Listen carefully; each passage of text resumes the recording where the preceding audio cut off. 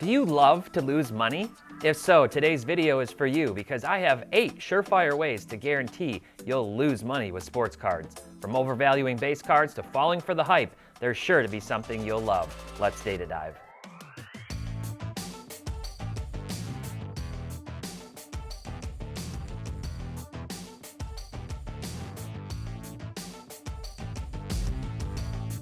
Hey everyone, welcome back to another Market Movers video. My name is Tyler Nethercott, better known as Teapot, and today I am breaking down 8 traps that cost people hobby money every single day. And if you stay away from these traps, you'll have a much better time no matter how you hobby. That is, unless you love throwing money in the trash. In that case, feel free to do all of these things. Now, before we get into this countdown, I actually need to mention to you that for all Market Movers members, paid, trial, any of the above, we are actually giving away a trip to the National this year at the end of July in Chicago. An all expenses paid trip for you and one guest, hotel, airfare, time with us, opportunity to be in content if you'd like to do that.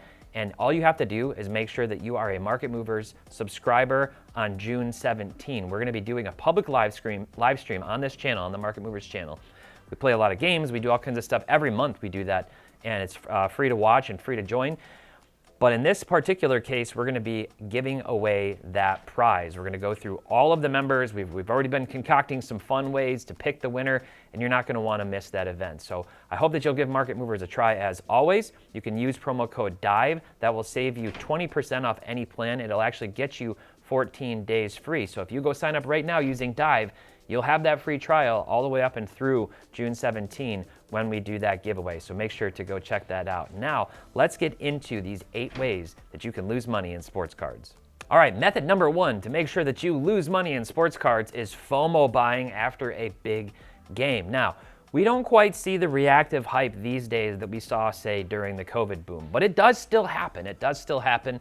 And the thing is, there's a player on the top 5 seemingly every week over on the Sports Card Investor channel, if not all 5 players each week, that basically fall into this category. They have a big game or a big few games, a big week or two maybe, and all of a sudden everybody loses their minds over this player. Their prices skyrocket, and then within a couple of weeks they come back down. Hence the disclaimer that we always give on that video that 1, we're not giving investment advice, and 2, you know, maybe you should be considering to sell those cards, not necessarily go buy into the hype. So a couple of examples that stand out in my mind, and these are a little bit older in terms of the price spikes, but there's limitless examples of this particular category. TJ Warren. Some of you, if you're NBA fans, may remember TJ Warren. NC State, went to college, had a decent collegiate career, and he was the 14th overall pick by the Phoenix Suns. But when he was on the Pacers in 2019-2020 season, he actually, believe it or not, had a 53-point game. In 41 minutes, he scored 53 points on 20 of 29 shooting, 9 for 12 from deep, made all of his free throws, and had 53 points. And he followed that up with an encore of 34, 32. He had a 39-point game. And then in the playoffs, he went a little bit cold against that stifling Miami defense, not even breaking 23 points in any of those 4 games. So people got a little too excited about TJ Warren back then, and I'm going to show you a price chart. And this is his Prism Silver Raw, which, by the way, there weren't many graded of his cards back then. He just wasn't, people weren't chasing his cards. This is the perfect example of the guy that just sort of was flying under the radar. His rookie year was back in 2014. And these cards just absolutely spiked. His Prism Silver went from $61.74 all the way up to $219 quickly. And then it just came crashing back down to $82. And this is what happened with all of his cards. He was on the top 5. I think he was number 1 during that week after he dropped 53 points. And today, this card is all the way down to $1. In fact, I don't believe TJ Warren is in the league anymore. Doesn't look like it. Looks like he played with Minnesota last year in 11 games, I should say like 2 seasons ago, 11 games, and then he's pretty much out of the league. So he had that 67-game season with the Pacers. He averaged 19.8 points per game. Then the next year, I don't remember if he got injured, must be, because he was only played 4 games, and then that was pretty much it. Another guy, Kevin Porter Jr. Now, he's still in the league, and actually he had a little bit of a bounce back this year with the Bucks. Ironically, He had a 50-piece, as Giannis would call it, against the Bucks on April 29th of 2021. So again, we see this late in the year performance, and he dropped 50 points. Now, basically what had happened with Porter is he had been on Cleveland's team, and he had shown some flashes. I think he had a 30-point game that season in his rookie year, and then he had the trouble. He had personal troubles, and he wound up on Houston's team, picked up by Houston, and he started in March, and he had 27 points, 22, 25, 25. So he actually was already coming out of the gate and scoring, and basically what happened was his card prices just went absolutely crazy. At that point, even before the 50-point game, he spiked up on his PSA 10 Prism Silver to $620. He drops that 50 piece, people are still paying up, and then all of a sudden just comes crashing down. Now, that actually sustained longer than a lot of these flashes in the pan, but again, you got to be really careful. This was a 30th overall pick. This is a guy who had had legal issues and, issues with suspension in the league and things along those lines. And today, even though he did have a decent season, let's go back and look at what he did with the Bucks this year. 11.7 points per game, but he did have some standout performances with them coming off the bench in different moments. But that card now, in PSA 10 condition, Prism Silver, is down to $13.25. So that number one tip is just FOMO buying after a big game or a big stretch of games, and specifically for players who don't necessarily have that like pre-existing draft pedigree to sustain them. They come, they go. I remember Aristides Aquino came up into the major leagues with the Cincinnati Reds, and he hit like 14 home runs in 24 games or some ridiculous thing. Maybe I'm over-exaggerating, but he was hot at the end of a season, and he went from like a few bucks for a lot of his cards up at like to $200 back then, and then they came back down. This happens all the time. Stay away from that FOMO buying when a player gets hot. Method number 2 to make sure you lose money with sports cards is investing in base cards. Now, that might not be exactly what it sounds like. I want to break this down for you a little bit more clearly, because some base cards actually are worth a decent amount of money. Think about Michael Jordan's Fleer 86. It's a base card, and that is actually worth a lot of money. Why? Because there weren't a ton of cards. 52 Mantle is a base card. The Honus Wagner T206 is a base card. There are a lot of base cards that are worth a lot of money. I'm specifically talking about this modern to ultra-modern era where there's a billion different cards and autos and relics and inserts and parallels.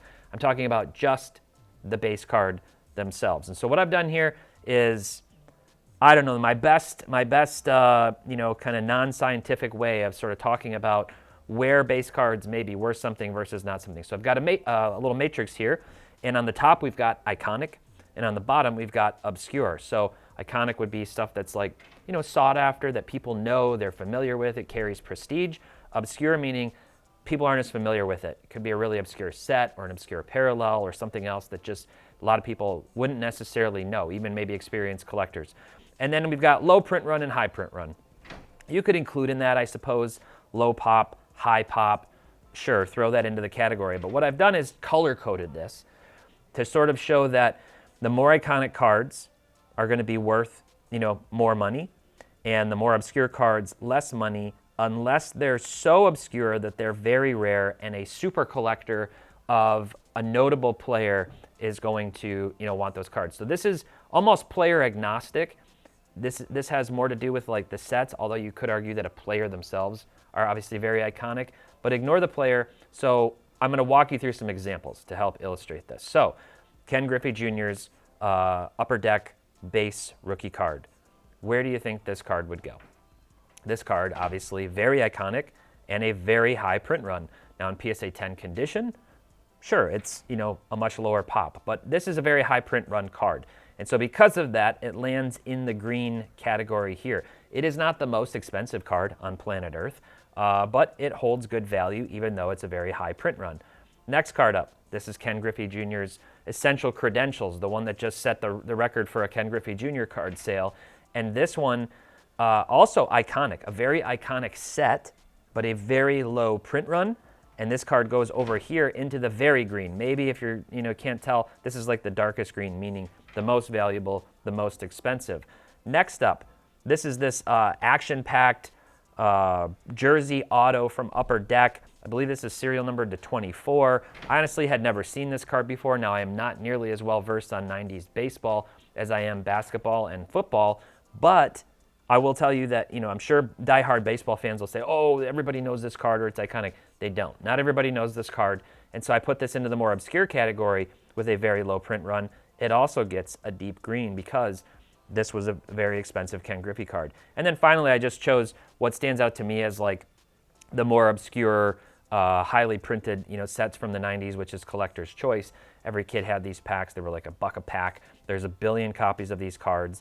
And this one, a lot of people would go, I don't know, I've never seen that card unless they actually collected collector's choice from that particular era. So that's how I wanted to kind of illustrate this and set this up. Now, a card that comes to mind that got too invested into, and I said the risk here or the trap is to invest in base cards, meaning you want to park money long term, is the Mike Trout 2011 Topps update. Now, we know the COVID era, we know everything that happened with that, jet fuel, a lot of cards did this, but Trout is among those that stands out the most as just having gotten way too much hype and way too much energy behind it. This card, Pop 6703. And if I switch this to PSA 9 for a second, there's 5,000 of those. That also went, absolutely nuclear. We can look at the 8, there's 1,500 of those, and so on and so forth. So I'm going to go back to the 10.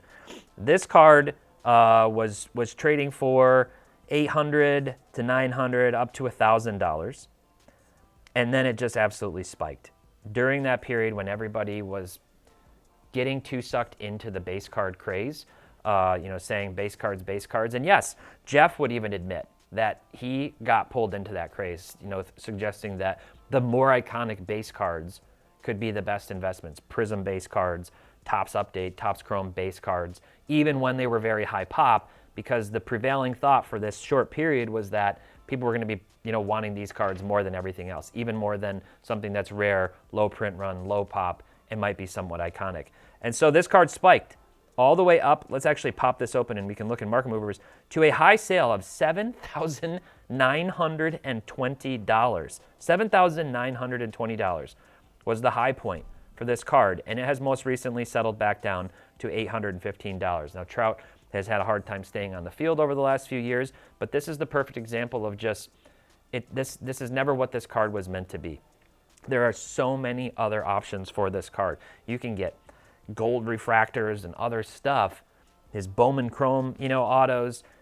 Those would be the cards to chase that fall more into that iconic and lower print run category than something like a base paper card. I am not saying this is a bad card. This is the one I would put into that category of the Griffey in the top right of the Upper Deck Griffey, I should say, the iconic rookie card. It's not a bad card to hold, but it's not a card that's going to hold, 4-figure value significantly or more, for a long term, pushing up to potentially 5-figure value.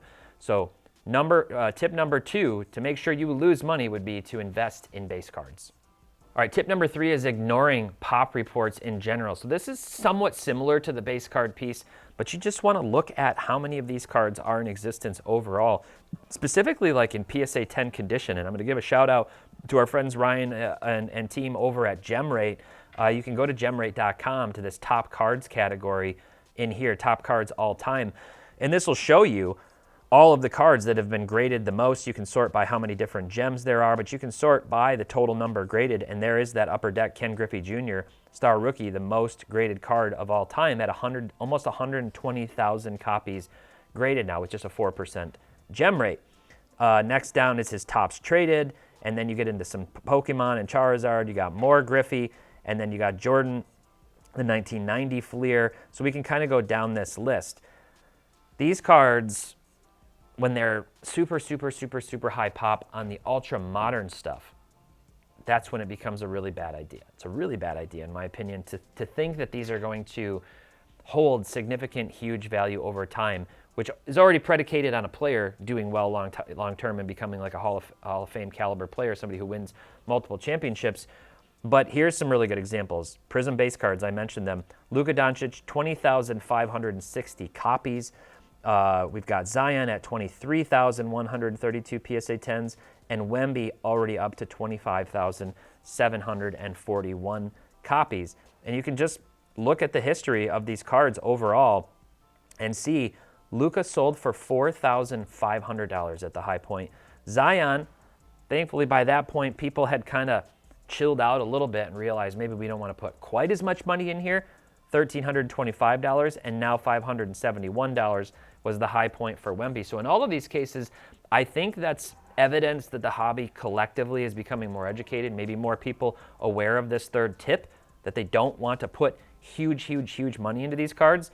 But look at what they've all settled in at. We've got Luka at $193, we've got Wemby at $80, and Zion all the way down to $20, probably in light of recent allegations, even beyond the injuries and issues that he's faced. But what's wild here is this market cap number. What we do is we multiply the number of PSA 10s times that spot price, this last sale price times the pop.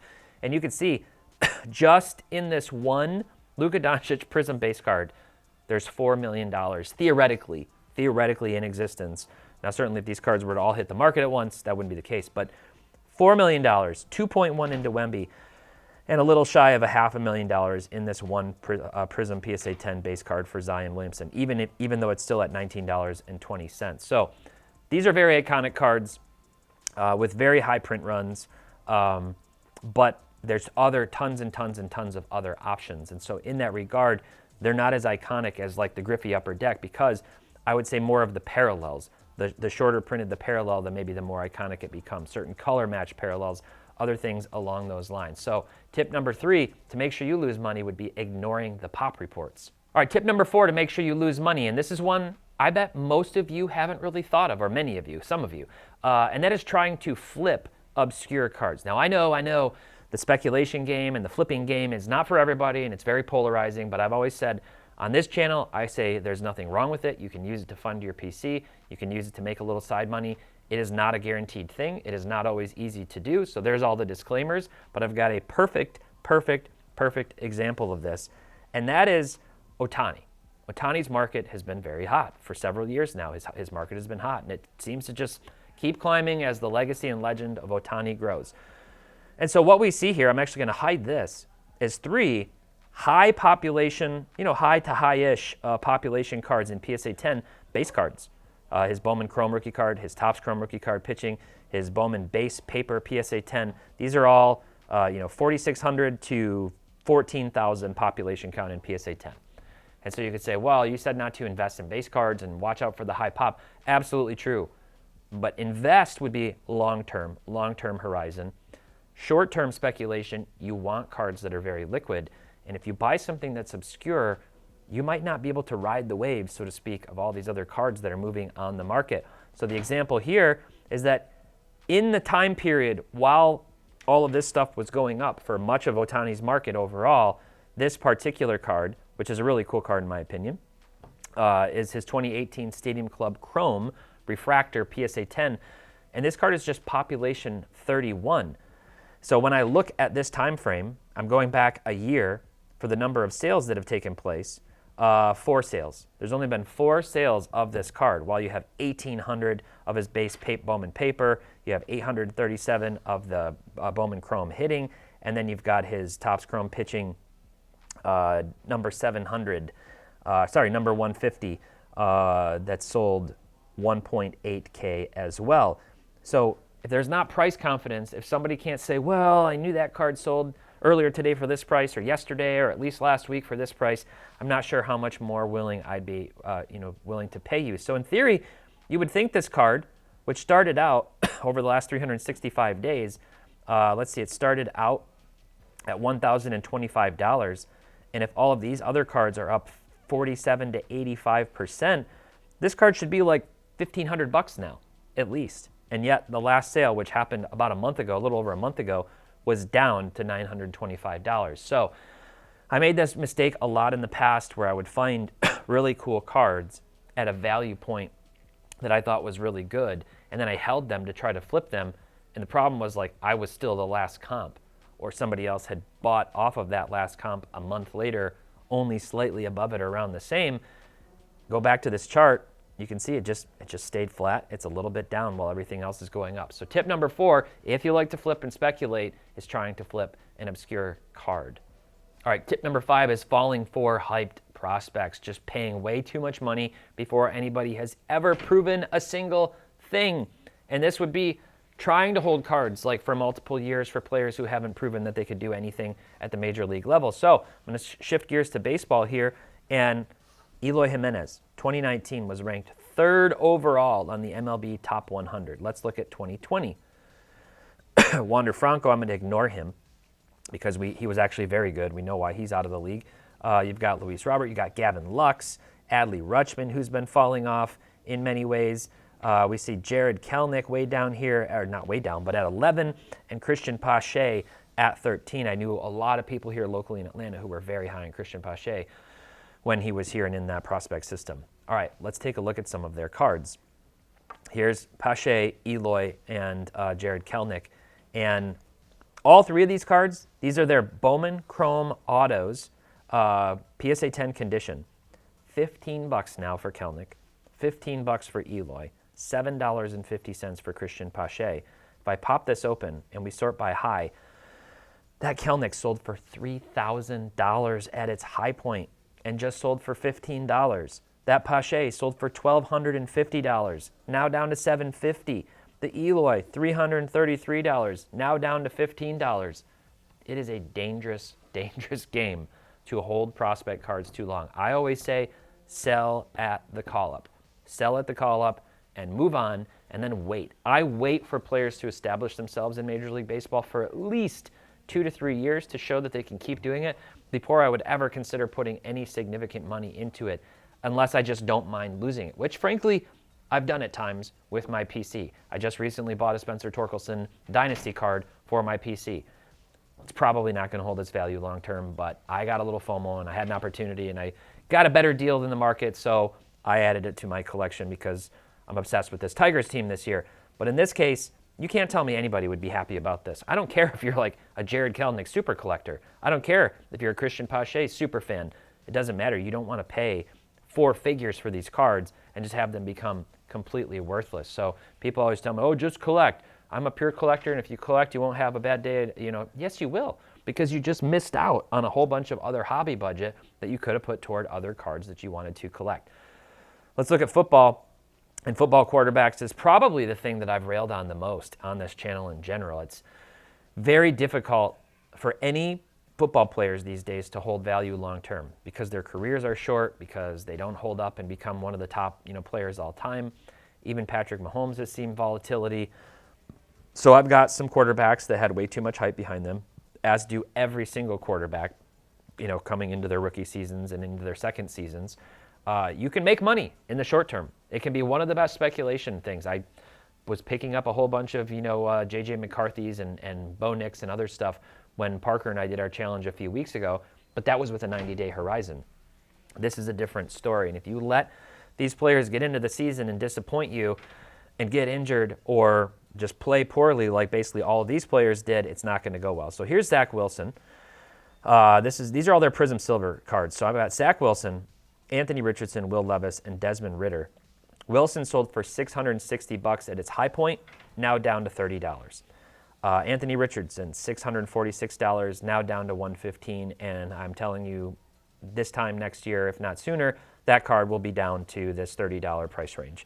Will Levis, $24. Everybody yelled at me in the comments when I talked about Will Levis going in before last season and said, oh, this is his breakout year. You're throwing shade at the Titans. Sorry, sorry. $325 at a high point, now down to $24. And everybody's favorite player, everybody's favorite comment on every sports card investor video, maybe, is Desmond Ridder or Will Grier, who I could have put on this too. But $314 at the high point for Desmond Ridder, now down to $14. Sorry, Jeff. We tried to tell you. Don't fall for hyped prospects. And he let his heart get in the way too because it's a local Atlanta player. But you know what? Jeff said at the time when he bought those cards, those one-of-ones, that he was willing to lose the money. He had the money to lose. He was willing to lose that money. It was a risk that he took, and it wasn't one that paid off. I myself, I don't get sucked in, especially to like backup guys or somebody who don't have that same draft pedigree. Like I said, if you want to lose money, you can fall for hype prospects. All right, tip number 6 to lose money in sports cards is buying the first graded copy of any card. I don't care what the card is, but you want to buy the first copy of a card then you're going to lose money. It's going to hit the market, and you're going to lose a boatload. The newest Pokemon set that came out, there was a card that just hit the market, and it went for an insane amount of money. It's going to come down. And the one that stands out in my mind the most, and that I did an entire video on a few years ago, it's probably been 3 years now, was this card, the Mac Jones 2021 Donruss base card, number 255, PSA 10. And yes, you are looking at this chart correctly. That card sold for a high sale of $3,000. And that sale was in eBay, Terapeak, like seller tools.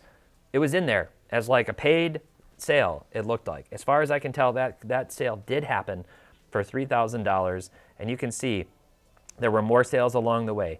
$1,800, $1,500, down to $786, down to $300, down, all the way down to $10, to $4 probably with shipping. I can't believe this card's even still selling for $10 in PSA 10. I'm surprised it's not 99 cents. So that one is an extreme example. And then one more here. If we're looking at these two cards, I'm going to go to these price changes. I'll show you. I'm going to actually pull Jaden Daniels off of here, but here's Paolo Banchero. That card started out and actually sold at $196 in PSA 10 condition, first copy when it came out, now down to $40.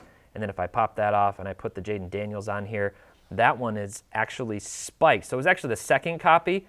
Somebody paid $325, and then somebody apparently paid $1,700. $976, $721, $385. Now this was while the hype was real with Jaden Daniels last year during the playoffs, but just completely ridiculous. This card now down to $75.56, which to me is like right where it should be. It's pop 2,800, and he's obviously a phenom right now. Those prices make sense, but you gotta use the smell test and just go, why would I do this? I don't understand. I don't understand who the people are who are out there doing this with every set that comes out, with every hot player always buying the first copy.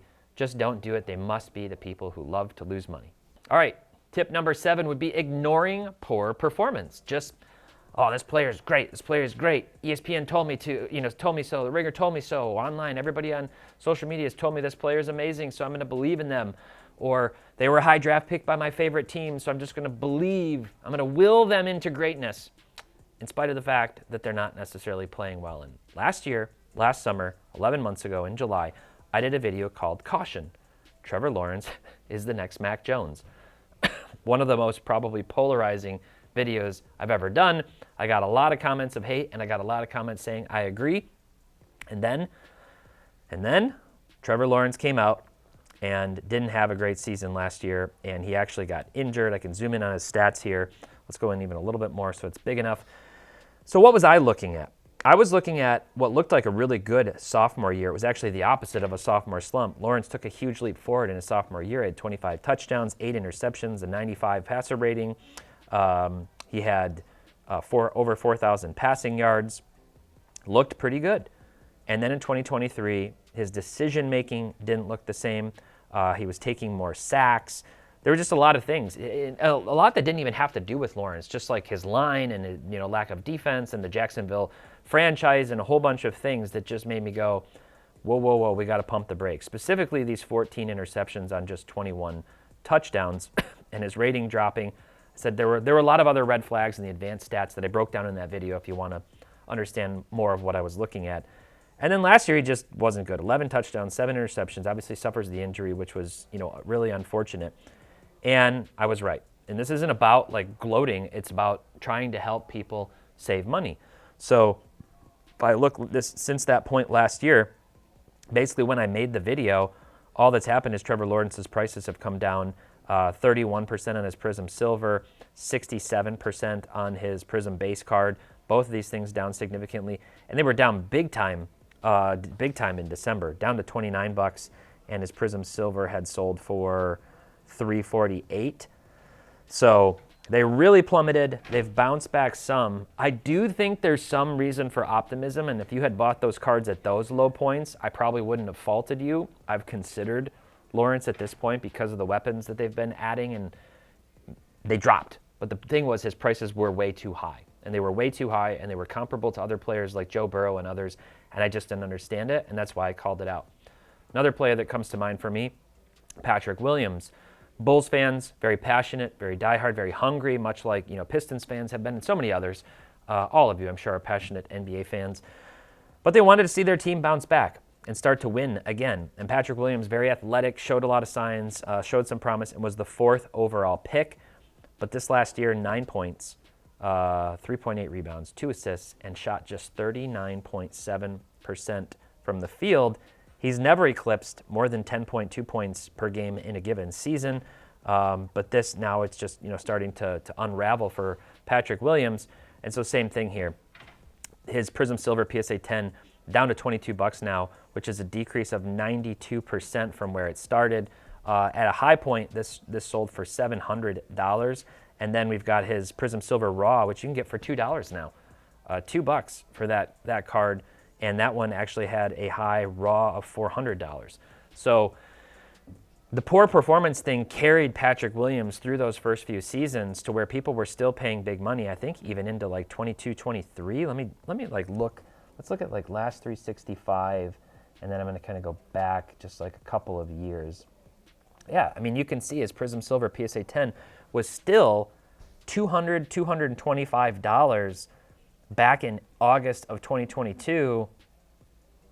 What had he really done? He had 2 seasons at 9 points a game. This, and then he had the injury. I guess this was an injured season. So overall, just ignoring poor performance and wanting to believe that you've got some kind of inside scoop or super long-term belief can cause you to get trapped into a sunk cost fallacy or cause you to overpay for cards.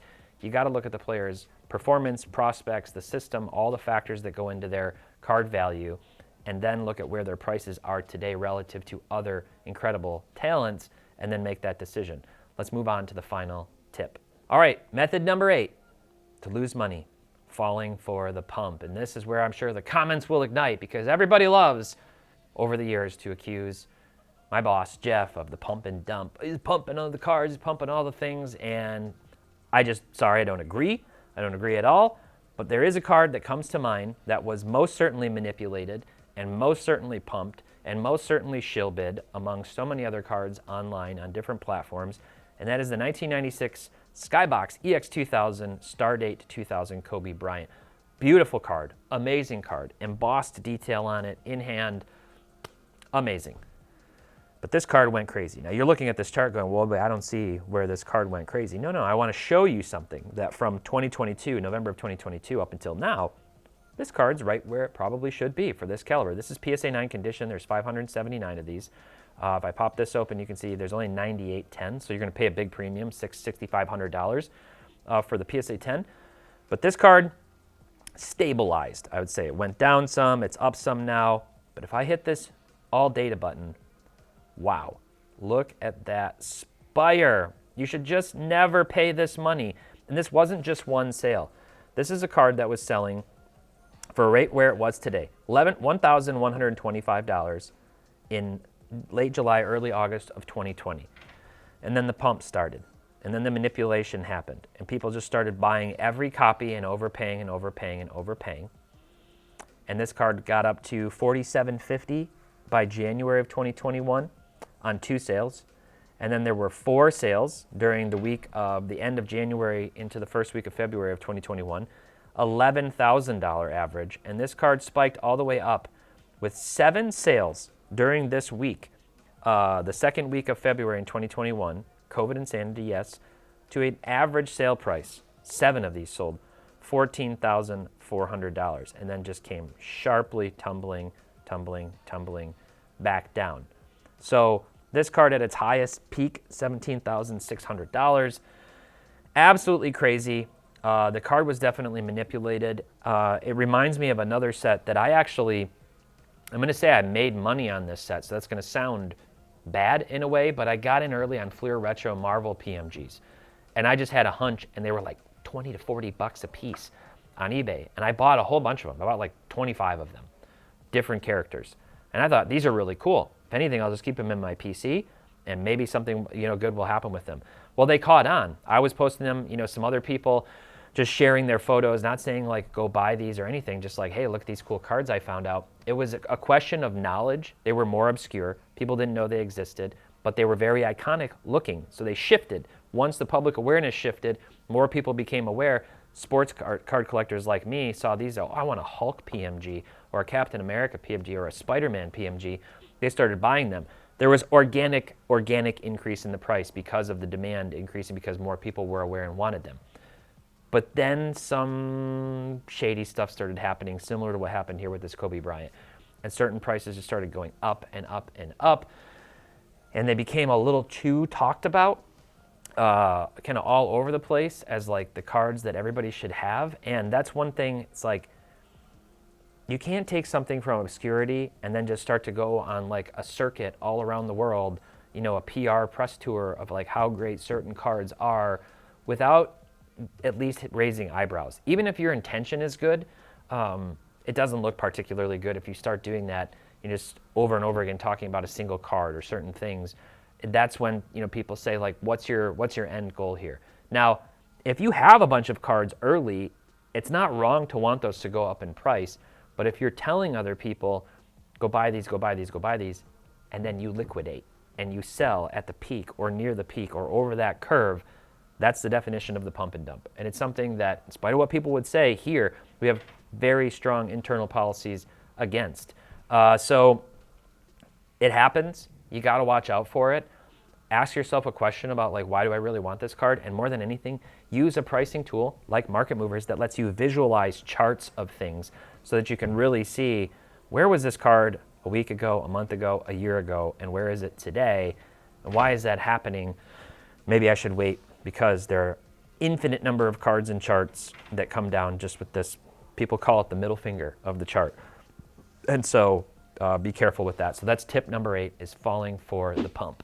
All right, that does it for this week's video. This was more of a data dive, right? This wasn't like me telling you like, oh, if you want to lose money, go rip sealed product or anything. Yes, there's a lot of different ways that you can lose money in this hobby, but some of these more traps, things that just get people into trouble because of a lack of awareness, and using something like Market Movers is definitely a great way to help protect you against this, to have all that data at your fingertips.